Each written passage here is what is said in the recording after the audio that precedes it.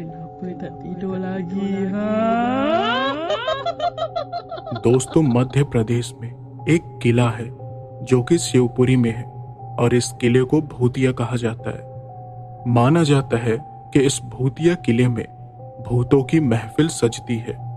हालांकि ये कितना सच है और कितना नहीं, ये तो कोई नहीं जानता, लेकिन लोगों का कहना है कि हर रात यहाँ भूतों की पार्टी होती है।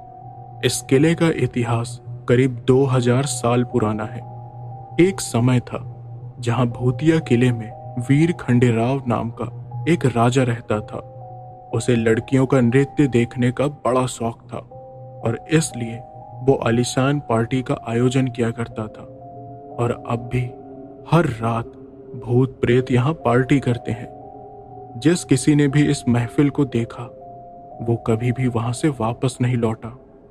अगर आप यहाँ आसपास के किसी एरिया में भी रहते हैं तो हो सकता है कि आपने इसके बारे में जरूर सुना होगा। इसे लेकर कई सारी कहानियां प्रचलित हैं। ऐसी ही एक कहानी मुझे मेरे दोस्त की नानी से पता चली। उनका कहना था कि इस किले में कई बार खून से सनी लाशें मिली थी, लेकिन आज तक किसी को यह पता नहीं चल पाया कि आखिर इसके पीछे का राज क्या है। उन्हें कौन मारता था और कैसे मारता था। कहा जाता है कि राजा खंडेराव की मौत के बाद वहां कोई भी नहीं रह सका, लेकिन नानी ने मुझे बताया कि एक परिवार ने इस भूतिया किले में रहने की हिमाकत की थी, जिसके बाद उनके साथ बहुत अजीबोगरीब चीजें होने लगी। लोग समझ रहे थे कि ये सब राजा के प्रेत का काम है। वहीं नानी ने यह बताया कि वहां जो घटनाएं घटी वो दिल को दहला देने वाली थी। उस परिवार के साथ जो हुआ वो अकल्पनीय था, क्योंकि उनके ऊपर कुछ ऐसी विपदा आई थी जो एक बार किसी पर पड़ जाए तो उसकी इतनी बुरी हालत करती है कि सामने वाले की रूह कांप जाए। जिस तरह से दोस्त की नानी ने उस घटना का जिक्र किया, मुझे लगता है कि वहां जो भी भूत प्रेत की बाधाएं थी वो मसानियों से भी ज्यादा भयानक मौत देती हैं। तो मैंने नानी से पूछा कि क्या वो उस परिवार से मिली थी जो किले में रहने गया था। तो उन्होंने मुझसे कहा कि ना सिर्फ वो उनसे मिली हैं, बल्कि उन्होंने करीब 1 महीने तक किले में उनके साथ गुजारे हैं और उस 1 महीने में उस परिवार के साथ जो जो हुआ वो सब जानती हैं। आज मैं आपको उनका ही किस्सा सुनाने वाला हूं, जिसे सुनकर मैं खुद कांप गया था। ये बात है साल 1975 की, जब शिवपुरी जिले के उस भूतिया किले में एक परिवार रहने के लिए आया।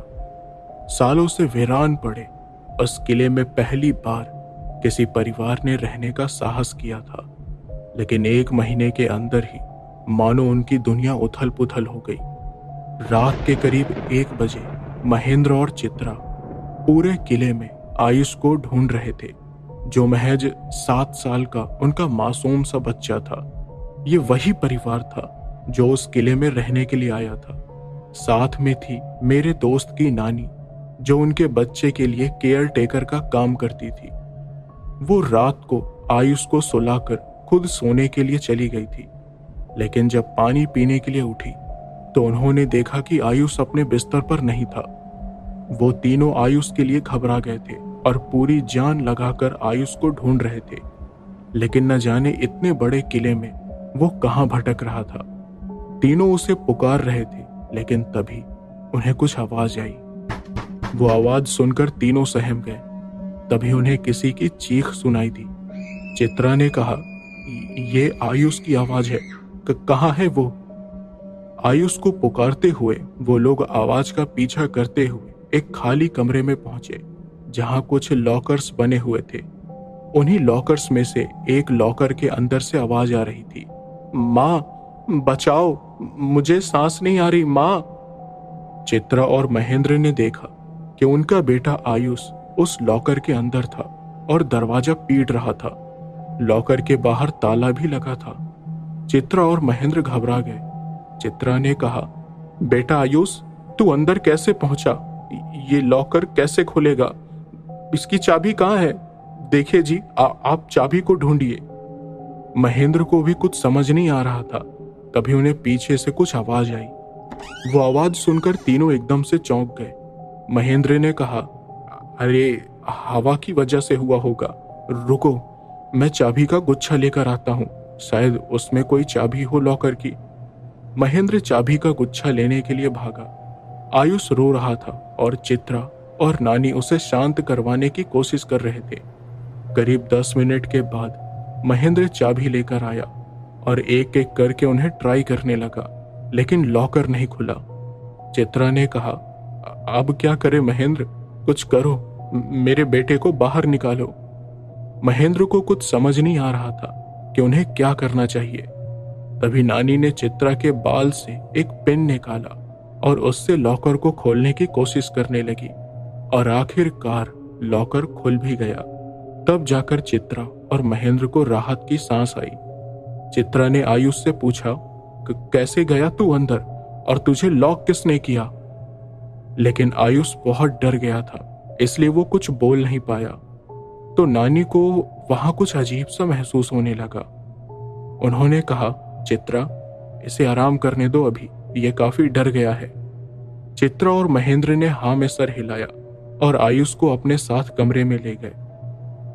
वो दोनों भी नानी से नाराज थे क्योंकि आयुष का ध्यान रखने की जिम्मेदारी उनकी थी, लेकिन वो ये भी समझ रहे थे कि उन्होंने जानबूझकर ऐसा नहीं किया क्योंकि वो आयुष से बहुत प्यार करती थी। अगली सुबह आयुष गुमसुम सा अपने कमरे में बैठा था जब महेंद्र ने वापस से उससे पूछा कि वो लॉकर में कैद कैसे हो गया। आयुष उसे चुपचाप घूर रहा था। महेंद्र ने उसकी आंखों में देखा तो उसे कुछ ठीक नहीं लगा। महेंद्र ने कहा, क्या हुआ बेटा, बताओ क्या हुआ था उस रात को? आयुष ने कहा, मैंने उसे देखा था पापा। महेंद्र कुछ हैरानी से उसे देखने लगा। उसने पूछा कि वो किसके बारे में बात कर रहा है, तो आयुष ने बताया कि उसके साथ रात को असल में क्या हुआ। रात को जब नानी आयुष को सुलाकर खुद सोने के लिए गई तो कुछ देर के बाद आयुष तेजी से सांसें लेने लगा। ऐसा लगा जैसे उसका दम घुट रहा हो। वो उठ के बैठ गया और अपने सीने पर हाथ रखकर गहरी सांसें लेने लगा। उसने देखा कि उसके पलंग के बगल वाले छोटे से पलंग पर नानी सोई हुई थी और आसपास और कोई भी नहीं था। आयुष के कमरे में 2 दरवाजे थे। एक दरवाजा बंद था, लेकिन उसी समय अचानक दरवाजा जोर की आवाज करते हुए अपने आप खुल गया और उसे सुनकर आयुष डर गया। आयुष बिस्तर से उठा और उस दरवाजे के पास धीरे धीरे जाने लगा। उसने वहां से बाहर देखा। उस दरवाजे की दूसरी ओर एक लंबा चौड़ा बरामदा था जो बिल्कुल सुनसान पड़ा हुआ था। आयुष को लगा कि दरवाजा हवा की वजह से खुल गया होगा, इसलिए वो वापस कमरे में गया और पानी का ग्लास उठाया। जैसे ही वो पानी पीने वाला था, वैसे ही उसे ग्लास में किसी की छवि नजर आई, जिसे देख आयुष के हाथ कांपने लगे। वो एक औरत थी और उसकी आंखें बिल्कुल लाल थी। आयुष के हाथ से गिलास छूट गया। फिर वो पीछे मुड़ा, लेकिन वो औरत वहां नहीं थी। आयुष को बाहर बरामदे से कुछ आवाज आने लगी। आयुष जल्दी से दरवाजे के पास गया और उसने बरामदे में इधर उधर देखा, पर न जाने वो औरत कहाँ गायब हो गई थी और ये भी पता नहीं चल रहा था कि वो आवाज आखिर आ कहां से रही थी। आयुष ने सोचा कि नानी को उठा दिया जाए, लेकिन नानी गहरी नींद में थी, इसलिए उसने उन्हें नहीं उठाया और खुद ही बरामदे में जाने लगा। डर के कारण आयुष के पसीने छूट रहे थे। तभी उसे पीछे से किसी के होने का एहसास हुआ, लेकिन पीछे मुड़ते ही आयुष ने पाया कि पीछे कोई भी नहीं था। आयुष वापस आगे जाने लगा और जब वो बरामदे में मोड़ के पास पहुंचा तो एकदम से उसे किसी ने खींच लिया। उसकी चीख सुनकर ही नानी उठी और उन्होंने देखा कि आयुष वहां नहीं था। इधर आयुष की जब अचानक आंखें खोली तो उसने देखा कि वो लॉकर के अंदर था और लॉकर बाहर से बंद कर दिया गया था। वो दरवाजा पीटने लगा। नानी ने चित्रा और महेंद्र को आयुष के बारे में बताया और तब जाकर दोनों ने उसे ढूंढा। महेंद्र सारी बात जानकर चौंक गया था। उसने सोचा कि उस किले में उनके अलावा कौन हो सकता है। उसने चित्रा को सारी बात बताई और वो जानकर चित्रा के भी होश उड़ गए। उसने कहा, हमें यहाँ से चले जाना चाहिए, कहीं कुछ हो गया तो। वैसे भी इस किले के बारे में मैंने बड़ी अजीब अजीब बातें सुनी है। महेंद्र ने कहा, तुम ठीक कह रही हो, ठीक है, मैं देखता हूं अगर कुछ व्यवस्था हो सके तो। उस दिन महेंद्र ने दूसरा घर ढूंढने की कोशिश की, लेकिन उसे तुरंत घर नहीं मिला। उससे कहा गया कि नया घर मिलने में कम से कम 1 महीना लग जाएगा। महेंद्र ने कहा कि वो लोग 1 महीना एडजस्ट कर लेंगे। आयुष उस दिन से 1 मिनट के लिए भी अकेला नहीं रहता था। नानी हमेशा उसके पास रहती थी। शुरू में 2-3 दिनों तक तो कुछ नहीं हुआ, लेकिन फिर रात में नानी के साथ कुछ अजीब घटना घटी। जब वो रात को खाना खाने के बाद हाथ मुंह धोकर बाथरूम से बाहर आई, तो अचानक उन्हें ऐसा लगा जैसे ठीक सामने से कोई होकर गुजरा हो। वो एकदम से चौंक गई और कमरे में इधर उधर देखने लगी। उस समय रात के 9 बज गए थे। उन्होंने उसे अपना वहम समझ लिया और देखा कि आयुष आराम से सो रहा था। फिर वो भी जाकर सोने ही वाली थी कि तभी दरवाजे पर उन्हें किसी की परछाई नजर आई। नानी को अब डर लगने लगा था। उन्होंने दरवाजा खोला, लेकिन दरवाजा खोलते ही न जाने वो शख्स कहाँ गायब हो गया। नानी वापस कमरे में आने ही वाली थी, लेकिन तभी उन्होंने अपनी तिरछी आंखों से किसी को साइड से गुजरते हुए देखा। उन्होंने झट से उस तरफ नजरें घुमाई, लेकिन उन्हें हल्का सा कुछ नजर आया। उन्हें लगा जैसे उन्होंने किसी की पूंछ देखी हो। उन्होंने कहा, हे भगवान, कहीं यहाँ कोई जानवर तो नहीं घुस गया। उन्होंने फौरन एक लाठी उठाई और बरामदे में इधर उधर जाकर देखने लगी कि वहां क्या है, लेकिन काफी देर तक कोशिश करने पर भी उन्हें कुछ नहीं मिला। तो वो हार कर अपने कमरे में आ गई और चुपचाप सो गई। लेकिन फिर ठीक रात के 12 बजे उनको कुछ अजीब सी बदबू आने लगी और वो उठकर बैठ गई। वो बदबू मल मूत्र की थी और बहुत तेज बदबू थी जो बर्दाश्त के बाहर थी। नानी ने अपने पल्लू से अपनी नाक बंद की और बाथरूम में गई, लेकिन बाथरूम बिल्कुल साफ था। फिर वो बाहर आई और उन्हें समझ नहीं आया कि वो बदबू अचानक कहां से आने लगी। बाहर भी देखा उन्होंने, पर बाहर भी कोई गंदगी नहीं थी।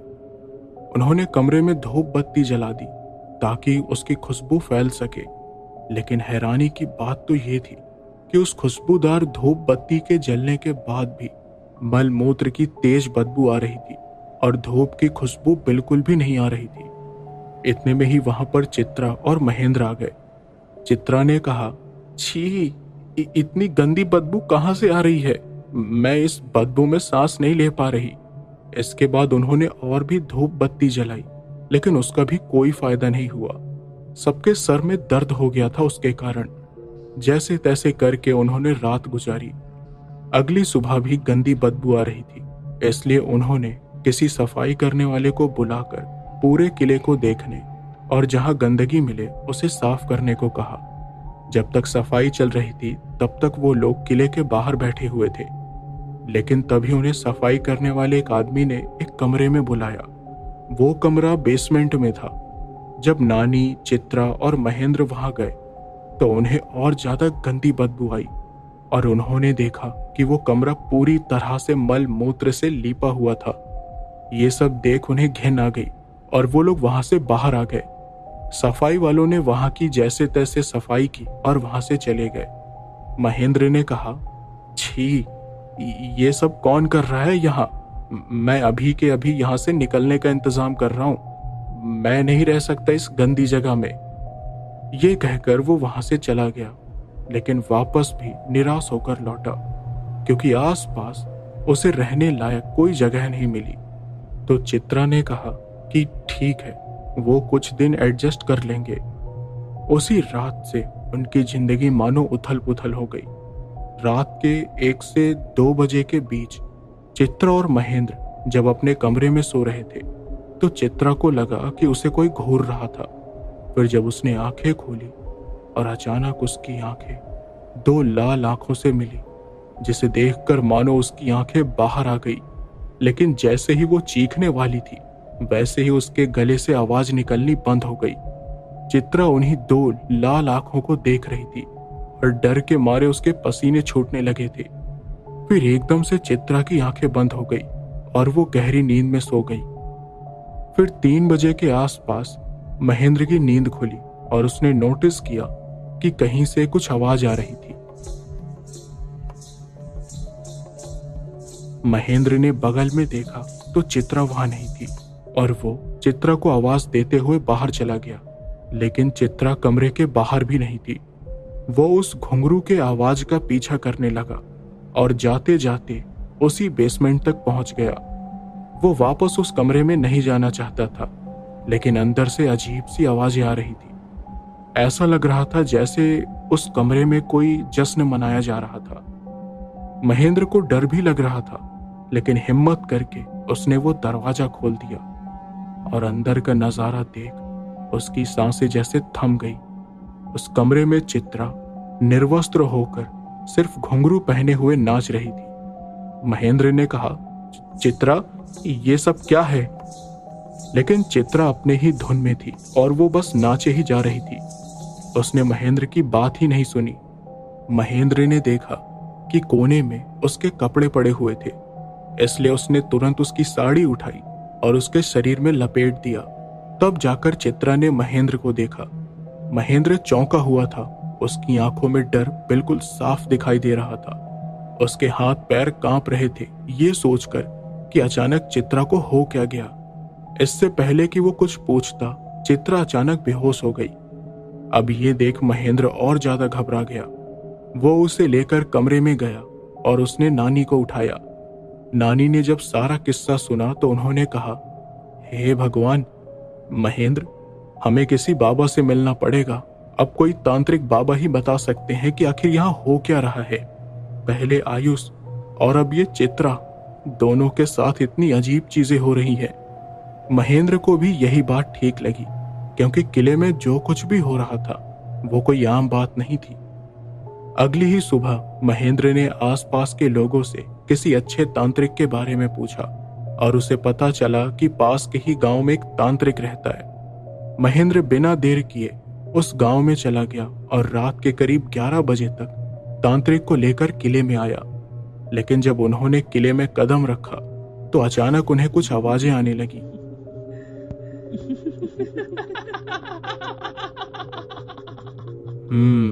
सही थे तुम, कुछ तो है यहाँ। तभी अचानक न जाने कहां से ढेर सारे मच्छरों ने उन पर हमला कर दिया। तांत्रिक और महेंद्र चीखने चिल्लाने लगे। दोनों मच्छरों को हटाते हुए चित्रा के कमरे तक पहुंचे, जहां उन्होंने देखा कि चित्रा अपने कमरे में थी ही नहीं। उन्होंने नानी को आवाज दी, लेकिन न जाने वो भी कहां चली गई थी। आयुष भी कहीं नहीं था। वो लोग पूरे किले में उन्हें ढूंढने लगे। कुछ देर के बाद उन्हें नानी के चीखने की आवाज आई, जो कि छत से आ रही थी। महेंद्र और तांत्रिक दोनों छत की तरफ भागे और सामने का नजारा देख दोनों के रोंगटे खड़े हो गए। नानी डरी सहमी खड़ी हुई थी और छत के किनारे चित्रा आयुष को गोद में लेकर खड़ी थी। चित्रा की आंखें बिल्कुल लाल हो गई थी और वो बहुत गुस्से में नजर आ रही थी। महेंद्र ने उसे रोकने की कोशिश की, लेकिन चित्रा ने एक भयानक आवाज में कहा, नहीं, पास नहीं आना, वरना इसे नीचे फेंक दूंगी। महेंद्र और नानी बिल्कुल शॉक्ड थे। न जाने चित्रा को आखिर हो क्या गया था। तांत्रिक ने कहा, ए लड़की, बच्चे को छोड़ दे, वरना मैं तुझे नहीं छोड़ूंगा।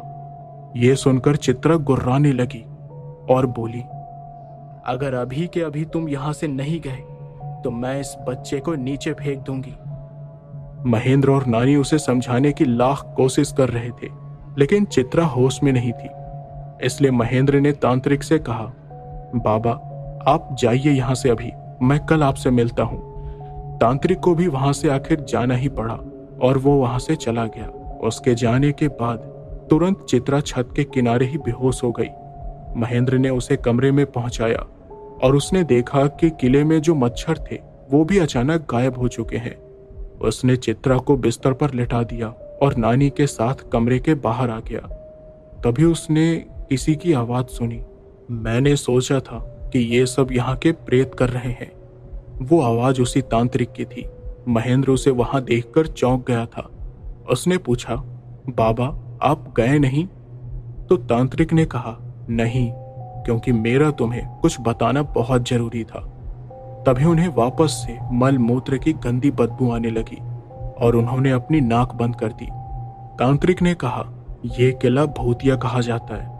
ये सच है कि यहाँ 2000 साल पहले राजा वीर खंडेराव का राज था और उनका साम्राज्य खत्म होने के बाद इस किले से अजीबोगरीब आवाजें सुनाई देने लगी थी, जैसे कि कोई जश्न मना रहा हो। जो कोई भी इस किले में रात के समय आया और जिसने यहाँ अजीबोगरीब चीजों को महसूस किया, वो वापस जिंदा नहीं जा पाया। लेकिन इस बार तुम्हारी पत्नी के ऊपर किसी प्रेत का साया नहीं, ये शक्ति उससे भी कई ज्यादा खतरनाक है। महेंद्र और नानी कुछ समझ नहीं पा रहे थे। उन्होंने तांत्रिक से पूछा कि चित्रा के साथ आखिर हो क्या रहा है। तो तांत्रिक ने बताया, सोदन का साया है उस पर, सोदन सवार है उस पर और मेरे पास उसका कोई काट नहीं है। ये कोई प्रेत नहीं है, लेकिन अघोरी तंत्र विद्या ही है, जिससे किसी को भी अपने वश में करके उससे गंदे से गंदे काम करवाए जा सकते हैं। तांत्रिक ने इतना बताया ही था कि तभी उन्हें कुछ मंत्रों की आवाज आने लगी। इसके बाद वो तीनों उस बेसमेंट की तरफ गए और जब उन्होंने दरवाजा खोला तो उनके होश उड़ गए। सामने 30-35 साल की एक औरत नग्न अवस्था में अपने ही मल मूत्र के ऊपर बैठी हुई कुछ तंत्र विद्या कर रही थी। उसका चेहरा लाल और दोनों आंखें भी लाल थी, बाल खुले हुए थे और वो बहुत ज्यादा भयानक लग रही थी। तांत्रिक ने कहा, इस औरत से नजर नहीं मिलाना वरना बर्बाद हो जाओगे। यही है सोदन। नानी और महेंद्र को अपनी आंखों पर यकीन नहीं हो रहा था। तभी सोदन ने अपनी आंखें उनकी ओर की और नानी और महेंद्र ने अपनी आंखें बंद कर ली। तांत्रिक ने भी उसकी आंखों में नहीं देखा और बोला, क्या कर रही है तू यहाँ? क्या चाहिए तुझे? सोदन खड़ी हुई और तांत्रिक ने देखा कि उसकी एक पूंछ भी निकल चुकी थी, जिसका मतलब साफ था कि सोदन ने अपनी अघोर विद्या पूरी कर ली थी और अब उसकी शक्तियां चरम सीमा तक पहुंच चुकी है। सोदन ने कहा, चले जाओ यहां से वरना जान से मार दूंगी। उसकी आवाज में ऐसी ताकत थी जिसे सुनकर तीनों कांप गए थे। तांत्रिक ने महेंद्र से कहा, चलो यहां से, अभी यहां रहना सही नहीं है। महेंद्र और नानी तुरंत वहां से निकल गए, लेकिन तांत्रिक इससे पहले निकल पाता। अचानक सोदन ने पीछे से उसका बाल पकड़कर खींचा और उसकी आंखों में देखने लगी। तांत्रिक की आंखें जैसे ही उसकी आंखों से मिली, अचानक वो अपना सुध-बुध ही खो बैठा और उसने भागने की भी कोशिश नहीं की। महेंद्र ने कहा, बाबा चलो जल्दी। तांत्रिक को तेजी से पसीने आ रहे थे। वो जानता था कि अब उसे वही करना पड़ेगा जो सोदन चाहेगी, इसलिए उसने महेंद्र से कहा, यहां से फौरन निकल जाओ और पताली अघोरी से जाकर मिलो। अब वही तुम्हारी पत्नी को बचा पाएंगे। वो आसपास के किसी शमशान में ही मिलेंगे। जैसे ही उसने इतना कहा, वैसे ही सोदन ने उसका बाल पकड़कर उसकी मुंडी अपने तरफ की और सोदन ने उसकी आंखों में पल भर के लिए ही देखा था, जिसके बाद न जाने उसे क्या हुआ। उसने अपने झोले में पड़े हुए चाकू से अपनी ही कलाई की नस काट ली। महेंद्र और नानी का दिल दहल गया। वो लोग देख चुके थे कि अब सोदन क्या कर सकती है, इसलिए बिना देर किए वो लोग तुरंत वहां से भागे। सोदन जान चुकी थी कि अब वो लोग सीधा पताली अघोरी के पास जाएंगे, इसलिए उसने तुरंत अपने वस्त्र पहने और महेंद्र के पीछे जाने लगी। तब तक महेंद्र चित्रा, आयुष और नानी को लेकर वहां से निकल चुका था। उनके दिल की धड़कन तेज हुई पड़ी थी। कार में चित्रा अभी भी बेहोश थी। वो लोग आसपास के सभी शमशान में पताली अघोरी को ढूंढ रहे थे, लेकिन उन्हें वो कहीं नहीं मिले। अब आखिरी शमशान बचा था जहां उन्हें चेक करना था, लेकिन वो काफी दूर था। चित्रा पीछे आयुष के साथ बैठी हुई थी। तभी उसे होश आ गया और उसकी आंखें बिल्कुल लाल हो गई। उसने देखा कि नानी आगे बैठी हुई थी और महेंद्र गाड़ी चला रहा था। आयुष उसके बगल में बैठा हुआ था। चित्रा को अचानक गुस्सा आने लगा और उसने आयुष की गर्दन पकड़ ली। आयुष चिल्लाया और महेंद्र ने पीछे देखा। इससे पहले कि वो कुछ करता, चित्रा ने कार का दरवाजा खोला और आयुष को सड़क पर फेंक दिया। महेंद्र और नानी का दिल ये देखकर बिल्कुल दहल गया। महेंद्र ने फौरन कार रोकी और आयुष के पास भागते हुए गया। उसने देखा कि आयुष के सर पर चोट लग गई थी और वो खून से लथपथ बेहोश पड़ा हुआ था। उसने आयुष को गोद में उठाया और तभी उसे चीखने की आवाज आई। महेंद्र फौरन कार के पास गया। उसने देखा कि चित्रा पीछे से नानी का गला दबा रही थी। महेंद्र ने नानी को बचाने की कोशिश की, लेकिन उसे समझ नहीं आया कि अब उसे क्या करना चाहिए। नानी का दम घुटने लगा था कि तभी उन्हें किसी की आवाज सुनाई दी। हर हर महादेव। उसकी आवाज सुनते ही चित्रा को न जाने क्या हुआ। वो कांपने लगी और कार से निकली और नानी की सांस में सांस आई। उसने आगे पीछे देखा और दूर खड़े उसे एक आदमी नजर आया जिसने अपने शरीर पर भस्म रमा रखा था और उसकी लंबी लंबी जटाएं लटक रही थी। वो धीरे धीरे पास आने लगा, लेकिन चित्रा की आंखों में नहीं देखा। महेंद्र ने नोटिस किया कि उसे देखकर चित्रा डर रही थी और फिर अचानक बेहोश हो गई। महेंद्र ने कहा, बाबा कौन है आप? उस आदमी ने कहा, अघोरी। ये कहकर वो वहां से जाने ही वाले थे कि अचानक महेंद्र ने उनके पैर पकड़ लिए और रो रो कर कहने लगा, बाबा आप ही पाताली अघोरी है, मेरी मदद करो बाबा। एक सौदन सवार हो गई है मेरी पत्नी के ऊपर, कुछ समझ नहीं आ रहा कि क्या करे। आप ही देखो मेरे बच्चे की क्या हालत करी है उसने। अघोरी ने आयुष को देखा और फिर कहा, चिंता मत करो, सब ठीक हो जाएगा। हालांकि सौदन का काट करना आसान नहीं है, लेकिन कुछ क्रियाओं से उसे रोका जा सकता है। उसका सारा जादू उसकी आंखों में होता है, इसलिए उसकी आंखों को ही खत्म करना होगा। महेंद्र ने कहा, वो कैसे? क्या आप उसे अपनी शक्ति वापस लेने के लिए कह सकते हैं बाबा? अघोरी ने कहा, नहीं, वो कभी भी अपना सौदन वापस नहीं लेगी, वरना वो खुद मर जाएगी। अघोरी ने काली पट्टी ली और उसे चित्रा की आंखों में बांध दिया और कहा कि वो उसे वापस किले में लेके चले। वो सब लोग किले में चले गए और नानी और आयुष को लेकर अस्पताल जाना पड़ा। महेंद्र, चित्रा और अघोरी ही किले में थे। वो लोग उस बेसमेंट में गए जहां सौदन साधना करती थी और फिर इसके बाद अघोरी उसी कमरे के दरवाजे के पास बैठ गए और कुछ मंत्र बोलने लगे। उस समय भी बहुत ही तेज मलमूत्र की बदबू फैली हुई थी, लेकिन जैसे जैसे अघोरी मंत्र बोलते गए वैसे वैसे बदबू गायब होती गई। कई देर तक अघोरी बाबा ने उस कमरे की शुद्धि की और फिर धूप बत्ती लेकर पूरे किले में घूमने लगे। धीरे धीरे उस धूप बत्ती की खुशबू पूरे किले में फैलने लगी। महेंद्र ने पूछा, बाबा अब क्या वो यहाँ से चली गई? तो अघोरी ने कहा, नहीं, उसने इस जगह को अपना साधना स्थल बना रखा है। वो यहाँ से नहीं जाएगी, लेकिन तुम्हारी पत्नी की शुद्धि करके हम उसका सौदन तुम्हारी पत्नी के शरीर से निकाल सकते हैं। वो वापस चित्रा के पास गए और उन्होंने एक तावीज उसे पहनाया और कुछ मंत्र बोले। चित्रा को होश तो नहीं आया, लेकिन कुछ देर के बाद अघोरी बाबा ने कहा, इस तावीज को अपनी पत्नी के गले से निकलने मत देना। अब ये ठीक है, सौदन इसका कुछ नहीं बिगाड़ पाएगी और अब जितनी जल्दी हो सके यहाँ से निकल जाओ, कहीं कोई और इसका शिकार न हो जाए। महेंद्र ने कहा कि वो जल्द से जल्द यहाँ से चले जाएंगे, फिर चाहे उन्हें किसी झोपड़ी में ही क्यों न रहना पड़े। उसी वक्त वो लोग अस्पताल के लिए निकल गए, जहां उन्हें पता चला कि आयुष ठीक है, और फिर उन लोगों ने शिवपुरी को ही छोड़ दिया। इस तरह उस परिवार को सौदन से छुटकारा मिला।